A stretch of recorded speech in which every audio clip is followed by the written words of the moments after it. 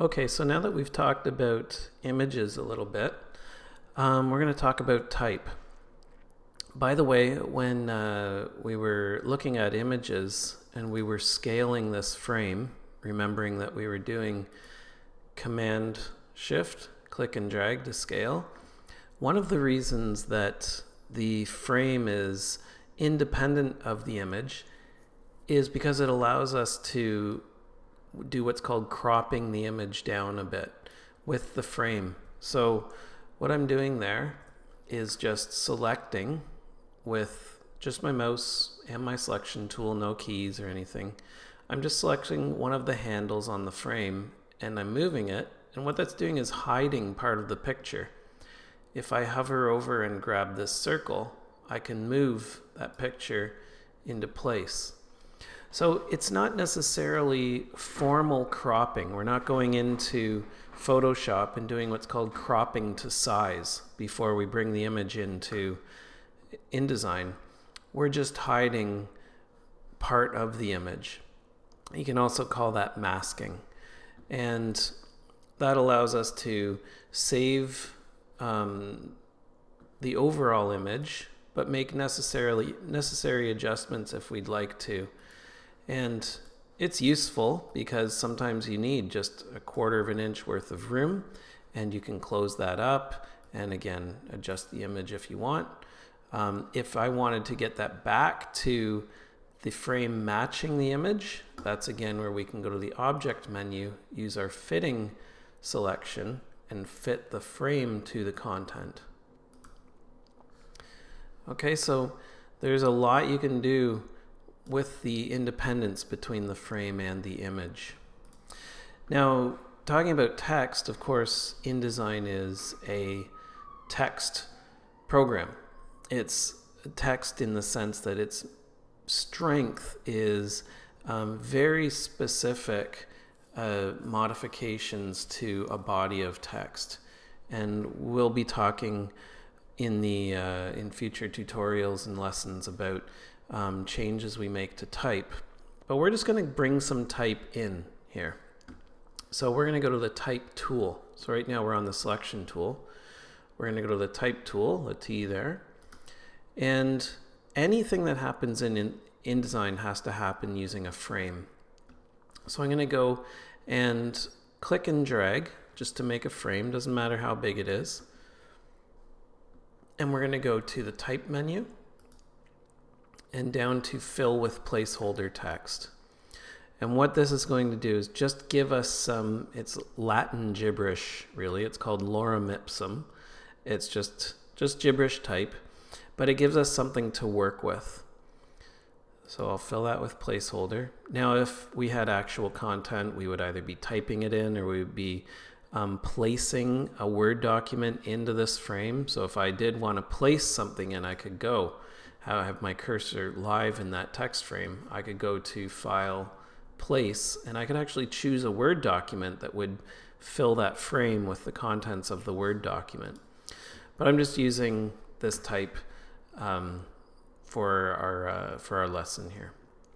So that was going to the type menu and filling with placeholder text. So the way text works in InDesign, obviously in frames, is otherwise very similar to what you may be used to in any other text programs. To change the typefaces, you highlight, you'll have your character panel up here. So at the top, remember you're in Essentials Classic workspace. And even if you're not, you can access the character palette through your window. You go down to Type and Tables and Character, and you should also be able to access it in your type menu. So you have the character, and that will give you, of course, your typefaces, your type sizes, and so on. This comes up at the top. Now if we go to this setting here down at the left end, paragraph is pertaining to the paragraph itself. So this has some items that are in the character settings, but it's more specific to the way the paragraph behaves. And of course, I'm not going to go over all these now. It would be a little overwhelming. but you have options, little things like indenting the first line and adding a drop cap and so on. So if I wanted a drop cap on here, I could click that and, oops, wrong one. I click this one and that adds our drop cap. So there's a lot that you can do with this that is very, very specific to typesetting. Much of that happens in when you have a fair bit of type, like a newsletter, a book, a magazine, an annual report, and so on. So as you want to do things, I would say it's almost worthwhile just to click and see what happens. And remember, you have undo, Command Z. That's often with the Adobe programs one of the best ways to learn. Just selecting your type or select what you want to change, play around a bit. You'll learn a lot just by clicking things and knowing you can undo it.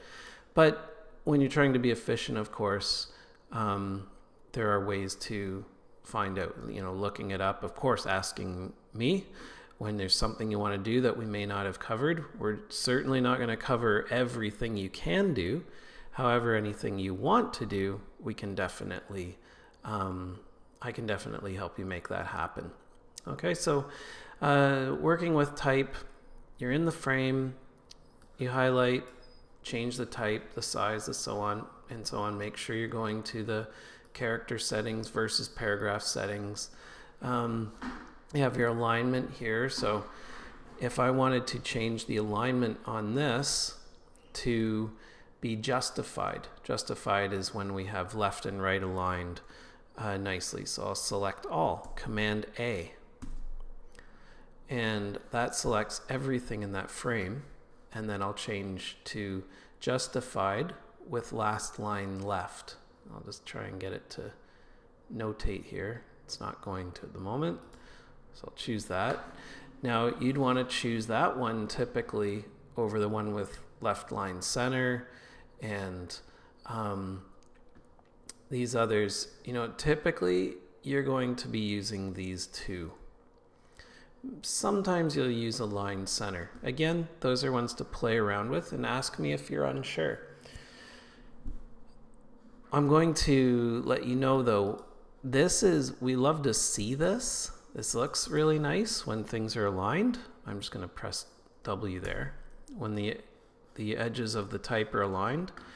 But what it does is cause inconsistent spacing, poor spacing there. So that's something that we have ways of fixing. We'll get into that further in the term. However, whenever you're choosing to do this full justification of type, the left-right justified, or what we call justified type, you really should be accounting for the off spacing and fixing that, because that affects readability. And the most important thing in what we do is readability first. None of the design matters if reading the content isn't comfortable and effective. Okay, I'm just going to go back, press W again, get into my working mode here. Now, with the type selection, of course, you can change the color. You select the type. Here's your color swatches down here. They're also up here, and they're also in your swatches palette. If you don't have that open, you can go to Window, Color, and Swatches. So little indicators start coming up everywhere. You start seeing these, the more you use them, you start to see the consistencies of things that information being told to you through the various panels.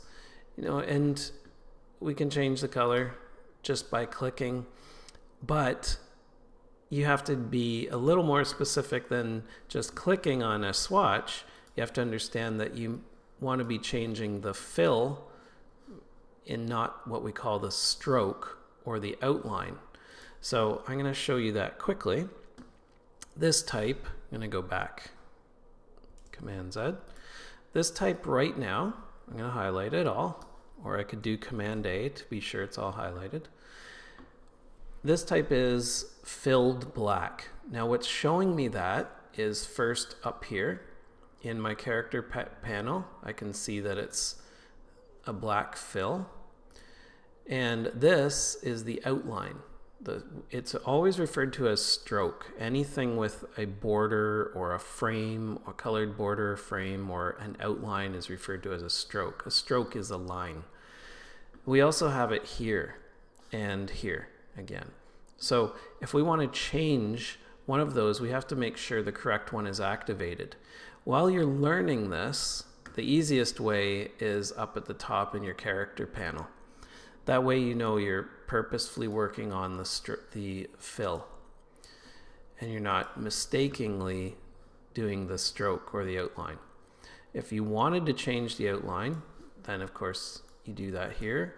But see how it changes which one is in front in the bottom of your toolbar and the bottom of the swatches.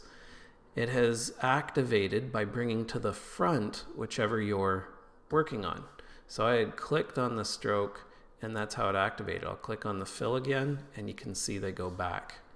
So that's how you're telling it which one you're working on. I'm going to switch this back to black.